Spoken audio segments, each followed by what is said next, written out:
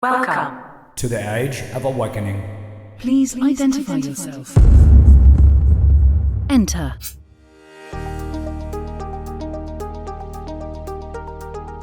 Triple B Nation, welcome back. It's your host, Dr. J. LaGuardia, J for short. Hope you guys are doing amazing today. So excited to have you join me once again for another amazing interviews, particularly for you entrepreneurs or aspiring entrepreneurs. I got Heather Parsons today. She's the founder and chief executive officer of Summit CFO. We talked a lot on business, in particular for entrepreneurs under $1 million in revenue. That spot where you're doing okay, or you're just starting and you don't really kind of, you haven't figured out your footing. Maybe you're struggling a little bit on the strategy side or in the finance side or the operational side, when to scale, when to invest, when not to invest.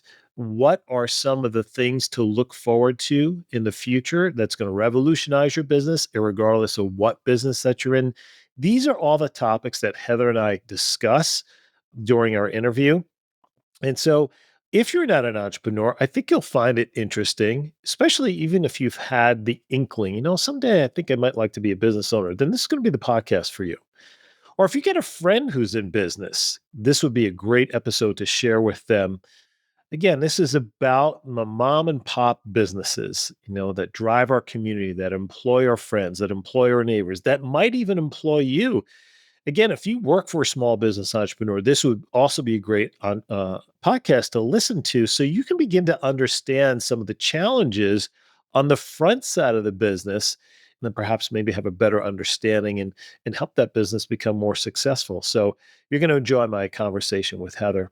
Before we get to that, though, it's been a while. If you guys haven't done so recently, please go to your favorite podcast app, the share, like, subscribe, follow, all that stuff. If you're a new listener, welcome. Greatly appreciate you joining us. From week to week, you never know what you're going to get here at the Triple P Life podcast. A couple of weeks ago, we did one on hormone replacement. I did a whole series on the crisis in the American healthcare system. We talked nutrition. We talked about environmental toxins. We talk about finances and investing, and we talk about real estate. And I had someone say to me, I never know what I'm going to get when I come and listen to your show. I said, yeah, it's kind of like a grab bag. You put your hand in the bag, you never know what you're going to pull out. And it's kind of the way I like it, because I have a lot of things I'm interested in and a lot of things that I think you are interested in. And apparently, by our numbers, you're definitely liking the content because our numbers continue to expand. We're well over $1 million downloads now, and I couldn't be more grateful because of that, because of you, right? That doesn't happen, just friends and family. We've got far reach in so many countries. And again, I probably don't do this enough just to stop and say thank you. I appreciate and love each and every one of you who take time out of your week to stop and listen and check us out and see what we got to offer. And for those of you who are willing to share our podcast, I know many of you do. I get texts, I get emails, I get messages on social media. Hey, I shared this with my cousin. I shared this with a close friend of mine. And that's, to me, the most important part, because great content should not flow to you. It should flow through you. Because all we have in life is our ability to impact and influence other people. Yeah, it's nice to accumulate nice things. It's nice to be prosperous. We talk about prosperity. But honestly, at that last moment in life, none of that really matters. It's how many people did you help? How many people did you care about? How many people did you love on? How many people did you influence? Because as Robin Sharma says in his book, Who Will Cry When You Die? They're not crying because you died. They're crying because so many lives you impacted. And they're so grateful for your life and for your existence. And I just want to create a little bit of that. I want to create that here with you guys. I want to create that here with this audience. And that's why we call Triple P Nation, right? It's a group of people who are committed to growing, who are committed to improving their lives, to becoming better human beings, so we can make this a better world, better mothers and fathers, better bosses, healthier, more positive people. And the more we can do that, we begin to reflect that back to us, and we begin to see a better world around us. That's the legacy that you get to leave. And that's by choice. So I choose here today is to empower you with this knowledge from Heather Parsons because she's really brilliant and she's really smart and she's got a lot of great information. So enjoy this interview with Heather. And again, don't forget, like, subscribe, follow, go to YouTube, any of your favorite podcast apps. Oh, and if you haven't in a while, leave us a 5-star review. Leave a comment on the link below, especially if you're watching on YouTube. Tell me what you think about the content, any questions that you might have, or any content you want us to cover here in the future. All right, I'm done rambling. Love you all. Enjoy the interview. Triple P Nation, as I mentioned this week, Heather Parsons is my guest, who's the founder and chief executive officer of Summit CFO. She's got a really incredible background, has accomplished a lot in her life, but we were just having a little pre-show conversation. I love what she says. She was helping entrepreneurs balance out what they want out of their business and life. And, that's a topic, Heather, that I like to cover a lot because the Triple P life is about empowering dreams, igniting passion, and accelerating prosperity in the key areas of life. And I always say, if your health isn't good, if your relationships aren't good, it's really difficult to succeed in business. And if you are succeeding in business and those things are out of balance, then really does it matter? Exactly. Right. So welcome to the show. Thank you so much. I appreciate you having me on. Yeah, absolutely. So let's first start about, because you have a pretty expansive background. You were in the United States Air Force, and then you got into business, and you kind of went the corporate route, and now you find yourself as an entrepreneur yourself, a very successful one. So maybe give us a little peek behind the screen how all that happened. Sure, absolutely. So I was in the Air Force. I was an ammo troop, for those of you who are very familiar. So worked on the flight line, building explosives for a living. Well, So yeah, that sounds like super fun. Yeah. Yeah. It's not a very marketable skill, though, I will tell you. I'm sure it's not. Yeah. So getting out of the Air Force, I was a mom, I have a wonderful daughter, and I was really trying to figure out what I wanted to do with my life. I knew that going the Air Force route, while it was great to me and really offered me a lot of opportunities, it wasn't really the path for me. So I went on this journey through learning about business, going to school for way too long. I have an undergrad in business with a minor in finance, an MBA and a master's in accounting. So for the last decade or so, I've been putting those skills to use in Fortune 100 companies. Love what I do, spend a lot of time in the tech space, helping other businesses succeed and working internally at a very successful company. However, over the last few years, the more I talked to other entrepreneurs in the real estate side of my business, the more I found out, that level of knowledge and expertise is the one thing that's holding a lot of small business owners back, whether it's finance, whether it's business strategy, operations. So I'm currently on a mission to help those small business owners. I really want to see them be able to succeed and have access to that level of strategy and expertise without the price tag. So that's what I've been doing for the last couple of years, and I'm loving it. That's wonderful. So you talked about, whether it's financial issues, strategic issues, or operational issues. Do you tend to find one that's more common than the other, or do they vary depending on the individual or the industry?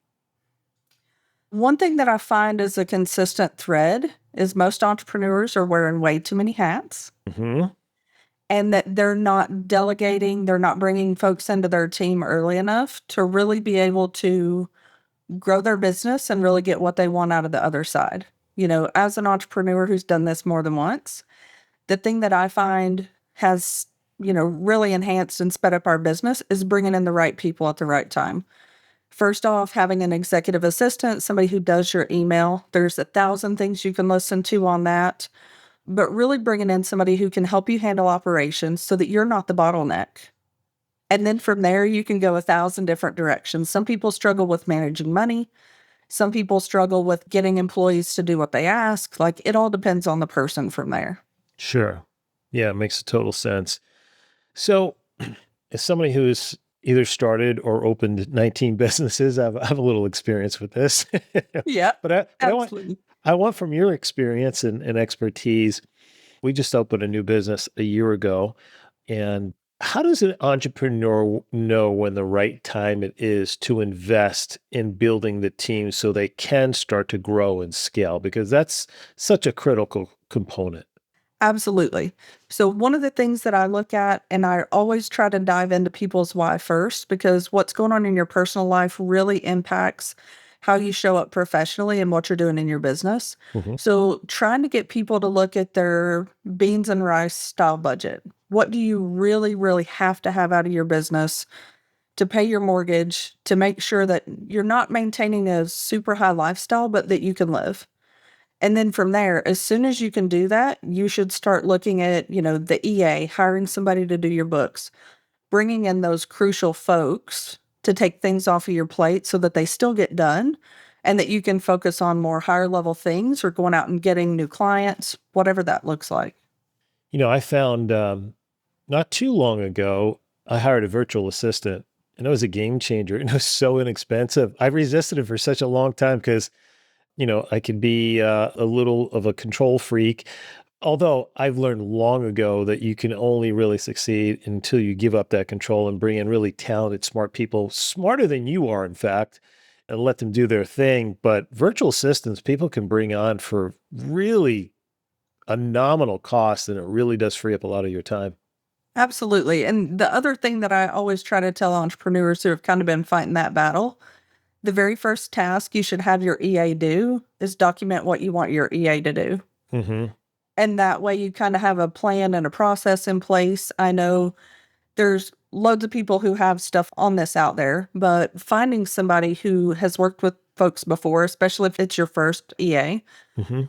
so that they bring those skills and expertise to the business. I think one of the things that gets people tripped up is they want the super cheap person up front, yet they don't necessarily know what they want or have the processes and systems in place, and it slows things down. So if you know what you want, hire somebody, have them document it, or pay a little bit more and bring somebody on who knows how to get you going in the right direction. Yeah, it does save time and money when you do it right from the start. I would agree with that. Again, from an entrepreneurial standpoint, in your experience, what is the reasonable expectation before a brand new business should start to show profit? Depends on the business. So if you're a business that is service related, right? You don't have a lot of overhead. I would say the first year you should see a little profit. Hmm. If it's something where you have loads of employees, a business like construction, for example, that naturally has a slimmer margin, it may take a little bit longer. And it's hard because I think it all depends on what you measure. So one of the things that I think gets a lot of business owners tripped up is they don't really account for their time in the business. So they may look profitable the first year, but if they step away, then they're not so profitable anymore. Sure. I totally agree with that. And yeah, because you don't consider all the energy and time you've put into it, right? So it's a really good point that you made there. I have found from previous experiences that a lot of new startups fail because they're undercapitalized. Do you find that to be the case typically with new businesses that just don't seem to succeed? Absolutely. Cash flow and cash flow management is the number one killer of small business. And that's not just me saying that. That's like Forbes, Fortune, everywhere that publishes these statistics, even the Department of Labor, that's the number one killer of business. So even if you have a little bit of seed money, it's what do you do with it from there? Do you have a plan? Do you have a roadmap? Do you know what you expect that money to actually do for you? Right. So in our business, I really want to know what's the return on the investment. If I'm hiring a salesperson, are they going to 3 to 5x their salary for me within the first 6 months? What does that look like? And being very intentional with, okay, this was a good investment or this was a bad investment, and I'm going to stop throwing good money after bad. Agreed with that. A lot of my businesses have been in healthcare and it's similar, right? If you're hiring a provider, right, there has to be a basic ROI on their production to make it a profitable endeavor. And I think a lot of times that's not quite understood initially. And so therefore they start to get into cash flow issues. And boy, that's a stressful place to be. It really is, and I think there's not as much education out there as there should be on that. We're working right now on building a cash flow forecasting tool that's going to be free to help small businesses manage some of that. And I think it really comes down to not just educating yourself, but finding the right people to be around you so that you have the right advisory board, so that you know about things like SBA loans that you may qualify, other lines of credit that you can get with your AR balances. So little things like that makes a huge difference for a small business, especially starting out, because then at least you have an option. You brought up an advisory board. So when is a good time for a small business to set up their own board? Because again, if you're living in an echo chamber, that's you're going to run into trouble there. Eventually you have to bring in other people who have different skill sets and knowledge and perspective that can help you maybe look more objectively at your business. That's going to give you some insight perhaps that you can't see. So is there a golden time where you want to start to consider putting an advisory board together? So whenever I think about an advisory board, I think about it in a couple of different ways. So as a business who's starting out, day one, you want to start surrounding yourself with people, maybe not people you're paying, but people who you're seeing at meetups, people who are other entrepreneurs that you're just being in contact with from a conversational perspective. But when I think about like really building out that advisory board, a golden number that kind of sticks out to me is around that 500,000 mark. Okay. That's whenever you're starting to get a few employees on board. That's when you're starting to make some of these other decisions that don't just impact you and your family, but now you're starting to impact other folks. And I think you have a bigger fiduciary responsibility there, not just to your clients, but to your employees. And that's when you need to start looking at, okay, are my taxes done correctly? Do I have an attorney kind of that I can call on a regular? Folks like that. Do I have a coach? Do I have a mentor? Am I starting to mentor other folks? Because if you're not doing that, I think you're really missing out. So those are the times whenever I think you should get started. And then I think as your business grows, you should level those up. I think you should always have a hand up and a hand down. Talking to somebody who's further along in business than you are and bringing somebody along who's not quite as far as you are. Big believer in that. I've been successful in my life because of all the mentors. And I think, now being a mentor in the position that I'm in, it just, fuels me and it feels really good to help other people. And if I can impart some wisdom that can help them expedite their journey, then so be it. That's a great thing to do. I'm really glad that you mentioned that because we get so caught up in our own world. We only see what's in front of us and we forget to remind ourselves how we got to where we're at. Absolutely. And I have a thing on my wall that says, I remember the days that I prayed for the things that I have today, and working for folks who are not as far along in business and seeing like the way they're handling problems and the problems that used to keep me up at night that don't anymore. It offers a different level of perspective going both directions. And I love what you're saying there. The advisory board, are they paid? Sometimes yes, not all the time. So I think a lot of it too is if you're just getting started out in business, you offer a lot to other entrepreneurs. It doesn't have to be somebody who you're cutting a check to every month. It can be somebody who you help with their marketing, if that's your thing. It could be something as simple as, hey, let's just go grab a coffee. And then you're opening yourself up to a whole different set of ideas and a way people think about things. Yeah, that's true. Getting back to the scaling aspect, and again, just from a personal experience, it's usually when I go into a business like that, I don't expect to pull profit out for at least 2 years. Doesn't mean the business isn't profitable, but I want to reinvest that so I can continue to grow and get to the next level. So can you talk a bit about that? You had mentioned, with an entrepreneur starting out, sure, you have to put food on the table and you have to pay the mortgage and things like that. Fortunately, in this situation, I didn't have to worry about that. However, the reality is a lot of people, when they first start the business, this is their way of, providing for their families. So can you talk a little bit about that? Sure, I'd love to. So for me, I think about money in 3 different stages. I need right now money, I need midterm money, and I need long-term money. Long-term money is what I consider like my long-term investment. So I'm a real estate investor. I invest in apartment complexes and single family houses. That's long-term money. That's not going to feed my family today, but that will definitely feed my grandchildren. So then I have more of the midterm money. So I think about that as, okay, This may be a CD or something I've saved away that I can collect later. It may be future clients, folks that you're servicing later. And then I have what I consider today money, which is more like monthly recurring revenue. I definitely want to have all three of those and then be able to reinvest. So on the real estate investment side of things, just talking about it from two separate businesses, I reinvest almost all of that money back in the business. I don't need that today. I don't plan on that.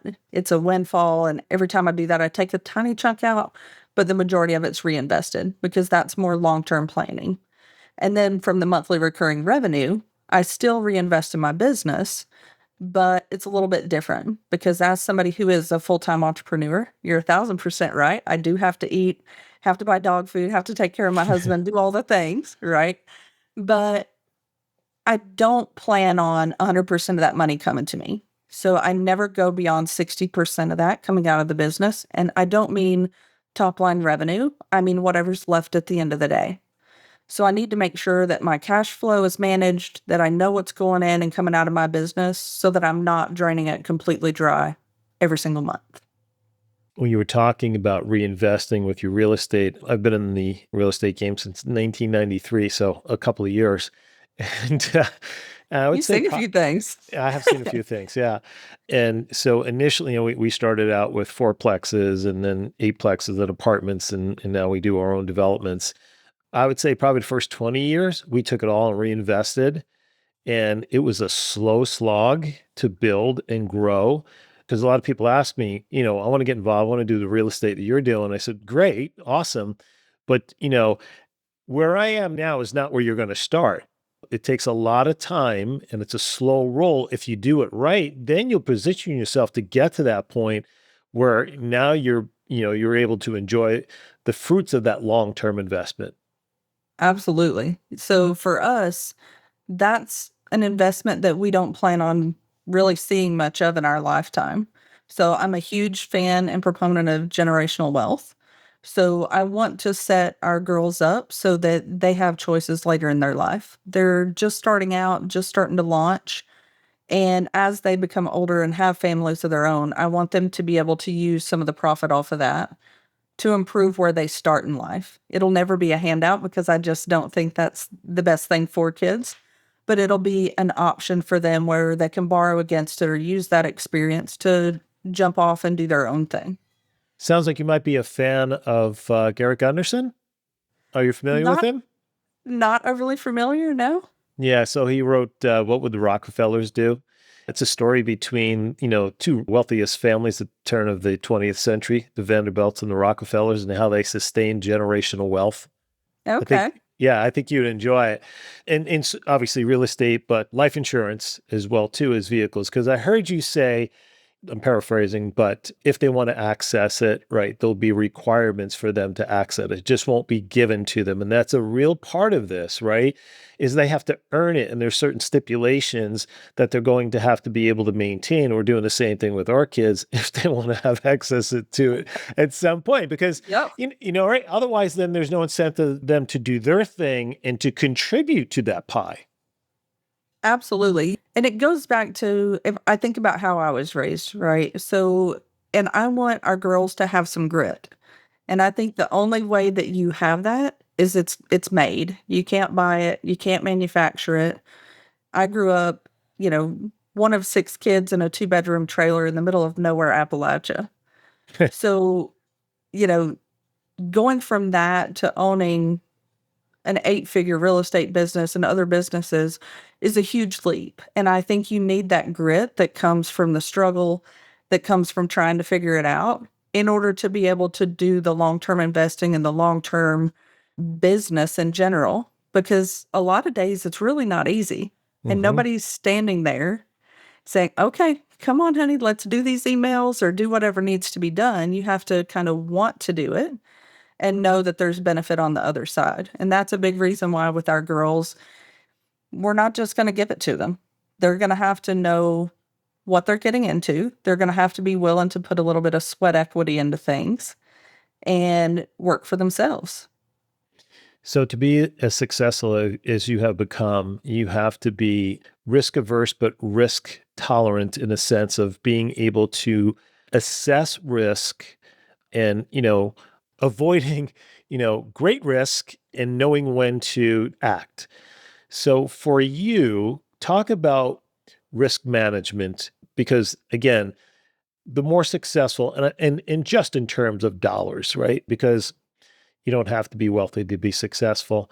But when you're talking about that, as you continue to grow, as your prosperity continues to expand, there's likely greater and greater risk you're taking on. So can you speak to that a bit? Absolutely. So whenever I think about risk, one of the things that I'm really blessed with is my husband is a little bit more risk averse than I am. So we balance each other out really well. So that's a great place to start. Having somebody who you can bounce ideas off of and look at it from a different perspective other than your own is a huge blessing. He and I have been lucky to be in business with each other for quite a while and really learn how to value each other's position on things. So that's for starters. The next thing is I grew up, a couple of family members love to gamble, and I've always been taught you don't gamble things you're not willing to lose. So when it comes to risk, I would never risk my household money, right? So I would only invest things that if things go absolutely belly up, the market tanks, we lose everything that we have invested, it would stink, but we would be okay. And I also know that, from a growth perspective, there's very little that could happen that I would not be okay. May not have the lifestyle that I want or the money that I want today, or I may have to take a job that I really don't want to take, but I would always be okay. So I try to keep those things in mind and say, number one, is this in alignment with my bigger vision and my bigger goal? Number two, how much is this going to be at risk for my family? Is it too far? Is it not too far? And then what does my advisory board think about it? My husband, my attorney friends, other people in the business space, what's their perspective? Because I definitely don't have all the answers and ideas, and I need to be talking to other people who look at things differently than I do. How important is it to have a business coach? Extremely important, because I think it gives you just a different perspective. So I've had a coach for a long time. I think everybody should have a coach, whether it's paid, whether it's a mentor, whether it's a good friend. I think you should pay for it because then you appreciate it a little bit more. But I think it just gives you a different stance, a different perspective, and a different level of accountability.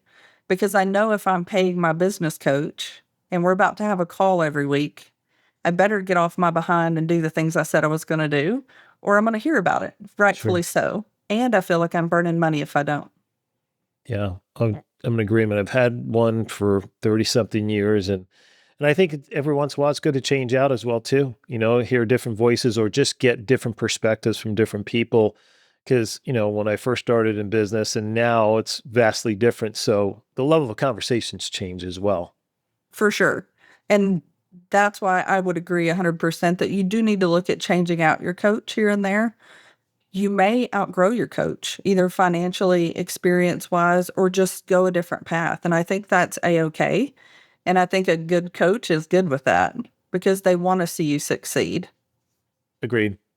So you talk about your investment readiness checklist. What is that? And then, how can someone use that? So when I talk about being investment ready, there's a few things, and there's a checklist I'm happy to share. A lot of it is around, do you have the standard blocking and tackling handled first? That, I think, is the key part a lot of people miss, and that's what causes them to get over their skis. Do you have a budget? Do you know where your money's going? Are you ready to make some of those investments, or do you still need to handle things at home or in your business? So one of the goals that I have for all the businesses that I work for is to get them investment ready to do something outside of their business so that they have a passive stream of income.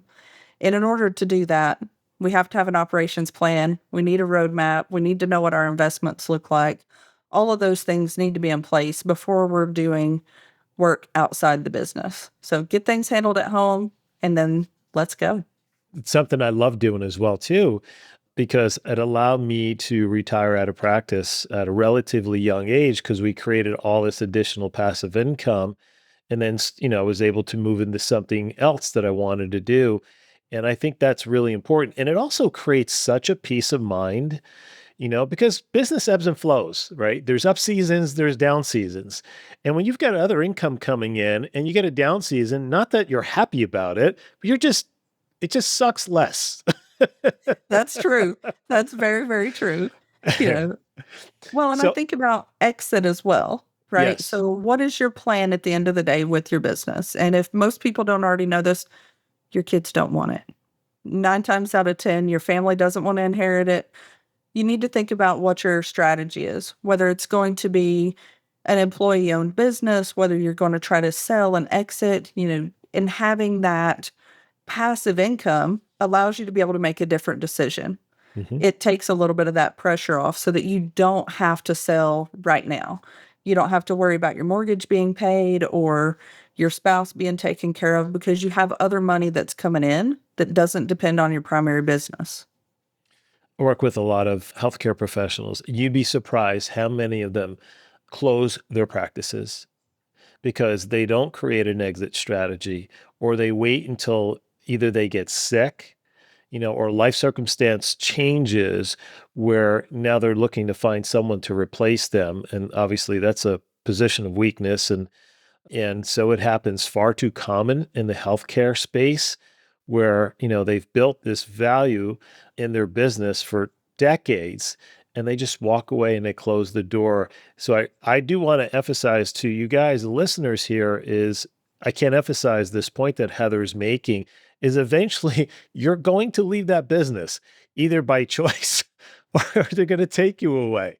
And if you want to maximize the value that you've created in that business, and correct me, Heather, perhaps, but my thought is a minimum of 5 years in advance of when you're thinking of leaving that business, if not even longer.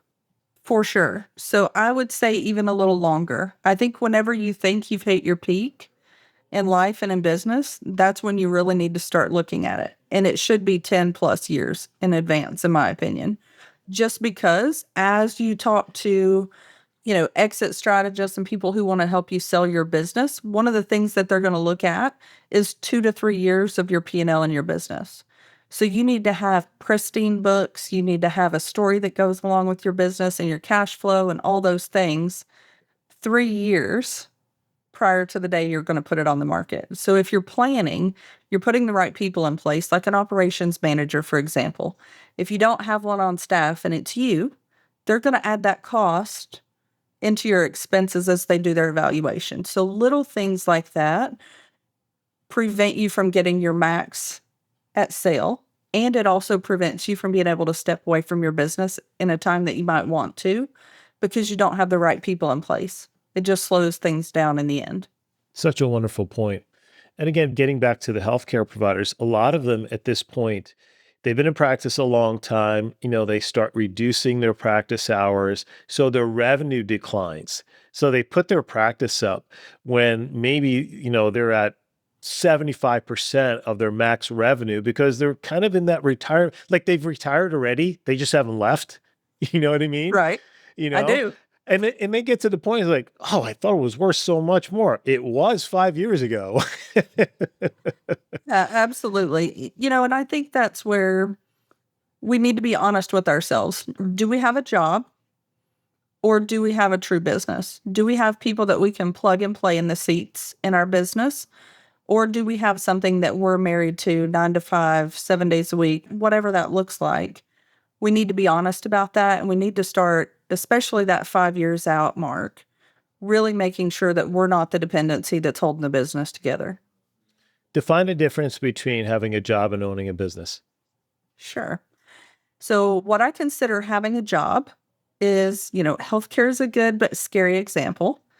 If you're the sole reason that you're making the income, and if you were to step away to go on vacation for a month, or you were to get sick, that income would dry up, you likely have a job. A business is something that can run interdependently. You have an operations person. You have other folks who can step into that role if they need to. From a healthcare perspective, could you hire other doctors to come in and run your business successfully? Do you have systems in place? Do you have all the things to run the business without you? And those are some of the things that I'd look at to see what's the difference between having a job and having a business. Beautiful. Well defined. Couldn't agree more. Yeah, it's so true. When you look at entrepreneurs, I think I read this maybe 2 years ago. There are more entrepreneurs now than any other time in history, and more female entrepreneurs than any other time in history. So the question I have for you is everyone cut out to be an entrepreneur? Because if you go on social media, they make it look like the most glamorous life. Everyone needs to be a business owner and so forth. And I always say, don't get fooled by that. It doesn't look nearly as, it's not nearly as sexy as it looks on Instagram. Are there certain traits that you would say successful entrepreneurs, share? I believe that there are several traits that entrepreneurs share, successful entrepreneurs. So I'd mentioned grit a little bit earlier, and I think that's the number one thing. So as an entrepreneur, can you get kicked in the face and get back up every single day for at least 6 months to a year? Because that's what starting out as an entrepreneur kind of looks like for most people. It's hard. I think about going back to my cushy corporate job. It's really appealing some days because I don't have to do marketing. I don't have to worry about employees. I don't have to feed other families. I just go do my job and, collect my paycheck and life is good. So one of the things that I look at whenever I say, okay, is being an entrepreneur for everybody? I don't think it is. I think everybody should probably try it. If you're interested, give it a try. And if you decide that you don't love it, go back to having a job, and there's nothing wrong with that. I think for me, if you can quit being an entrepreneur, you probably shouldn't be an entrepreneur, because I think it's something that is just deeply ingrained. Been an entrepreneur for quite a while, whether it's a side hustle or if it's a full-time gig. And I think if you can quit, you probably should. Yeah. One of the defining characteristics for me is personally is I always see I'm looking for opportunities, right? Where is there a void in the marketplace and can I fill it? You know what I mean? Or can I invest in someone who can fill it? I just kind of have that zeal for, finding some sort of solution to a problem, and everyone's a winner, right? The marketplace is a winner and, you can financially benefit from it. You mentioned about the common pitfalls to avoid as far as entrepreneurs investing too soon or too late. What does that mean? So too late. I think there's rarely a too late. However, starting out at a much later age in life, you're not going to reap the benefits. So when it comes to investing, especially if you choose to go the real estate route, there's other options. Real estate's not the only one. But if you do choose to go the real estate route, for me, it's a 20-year journey minimum because it takes a long time. It's not a quick win when it comes to cash. It's a slow drip followed by a quick win or a big win at the end. So it's, what do you have the runway for? And what do you really expect to get out of it? Essentially, if you're going to invest in a 401k and you wait until your last year of employment, the benefit's just not there for you. If you start at 25 or 30 even, you have a much longer runway to get to the outcome that you're really looking for. You want $1 million or $2 million in the bank so that you can keep your level of lifestyle and retire comfortably. Makes sense. Okay. One of my early mentors told me, he said, there's only two reasons to get in business. He said, is to make money and sell the business. That's one way to look at it for sure. Right? It's pretty simplistic. Yeah. So do you also work with entrepreneurs in getting them into real estate investing?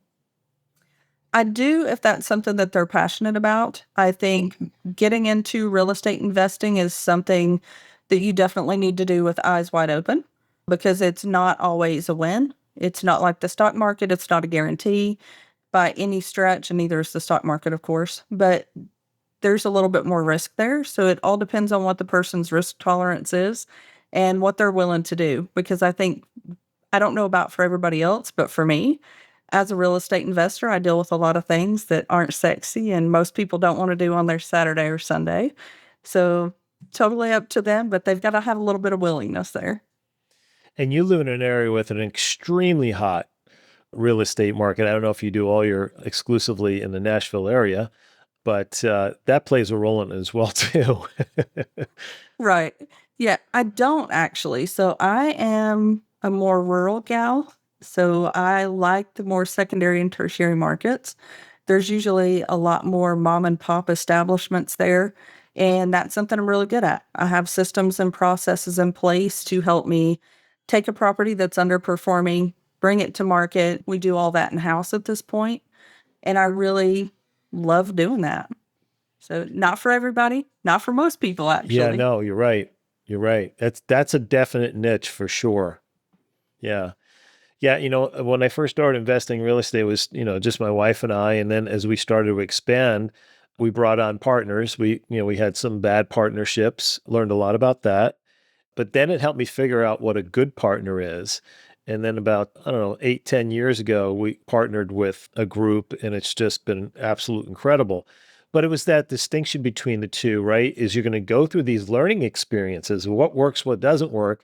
You just want to make sure that those errors are just minimal on the ledger side, Yeah, for sure. you know? Yeah. So, but I'm really excited. You had mentioned a few minutes ago about your cash flow. Is cash flow management Yeah. So we have a cash flow forecasting tool. forecast? Okay. Mhm. Yep. So it's a free tool. It'll be on our website, thesummitcfo.com. You can go out there, look at it. It's a web app. You input your transactions and it gives you some very interesting data. Things like your break even point. So you know how much money do you need to make every single month Sure. in order to just stay afloat, not take $1 out, but at least pay your bills. So things like that. And to know, okay, if I don't do something different, how long will my cash last me? Yeah. And over what period of time? Is that over 6 months of expenses? Like how much data do you need to, because your expenses can vary from month to month. I prefer 12 months Okay. just because some businesses are very cyclical in nature. Hmm. So if I think about a friend of mine who does lawn care, they have a big, huge boom in the summer. And then around the holidays, they have very little going on. It's cold. There's not a lot to do. So just trying to figure out, and it's better understanding of your business. Do you know when that time period is for you? Most businesses have a boom period. So they'll have 2 or 3 months that they're really killing it. And then they may have a couple of other months that are a little bit harder. So just making sure that you have all that data in there so that you can manage those cycles, because the real important part here, and this is my feeling on KPIs, cash flow forecast, it's all about, do you have the information you need to make a good decision? Hmm. So when it comes to cash flow, if I know that I'm about to go into a down period, should I wait on that expense? It's just having that little bit more clarity so that you can make a better decision. Yeah, that makes a ton of sense. Yeah, this has been really, really interesting. I've enjoyed our conversation a lot. I'm sure we've just scratched the surface of the knowledge you have and what you've been doing. So, again, tell people about your business, your website, how they can connect with you. Sure. So the best way to get a hold of me is through my website, thesummitcfo.com. And on there, you can learn a little bit about what a fractional CFO does. And just a real quick synopsis on that. Whenever you think about an accountant, they're very much like an attorney. So you want to make sure that you have the right specialist to lean in and help with your business. So a fractional CFO is somebody who looks forward in your business. They're looking for strategy. They're looking for your exit. They're looking for everything in the future. Whereas a bookkeeper and a tax CPA are usually looking in the past. So hopefully that'll help. And then easiest way to get a hold of me is through email. So heather@thesummitcfo.com. I'd love to talk to you, whether it's just a virtual coffee and catch up and learn a little bit more, or whether if I can help you in your business. You know what I find, and thank you, by the way, for sharing that. You know what I find with a lot of people, a lot of entrepreneurs, is they get very little, if any, tax planning. Like they Yes, have an accountant basically, and please, I'm not disparaging. They have a numbers cruncher, right? they And that's do. all that Mhm. that's all they are. And Right. then I just had an entrepreneur. He called me freaking out about 3 weeks ago, 2 weeks ago. He's like, "Oh my God, I owed all this in taxes. I didn't know." And I said to him, I said, because I've been telling him, as your business is growing and it's growing rapidly, you need a higher level of tax strategist to help you manage this and prepare. And he didn't do it, and he got caught. Right. Good thing about it, you can go back and amend some of that stuff. You can make some Right. other decisions to adjust that. One of the things that I really strongly emphasize with my clients, if you're not meeting with the person who does your taxes once a quarter, you need to find a new tax person Mm-hmm. because you don't just want to give them your information and have them file for you. You really want to have a conversation that says, okay, my revenue's really high. I have a great profit margin this year. What can I do? Should I invest in solar? Should I go buy a new truck? Like, what are the things that can help me grow my business strategically? We're not trying to buy stuff we don't need. That's silly. But if we can make some decisions today that limits that tax liability, you absolutely should. And if you don't have somebody who's giving you that advice, give me a call. I have folks I can recommend. One of the benefits of going to school for way too long and working in business with tech folks is I've learned to not speak accounting. You need somebody in your life who can translate, but not necessarily speak that language to you, because you really need to translate it to business terms and what the bottom line impact is, and not just be a number cruncher. Mm-hmm. One additional question. Out of profits, how much do you recommend that the entrepreneur set aside to reinvest back in their business? Again, it all depends. I know this is a totally accountant, CPA, attorney answer. It depends, but usually I would like to say a minimum of 30%.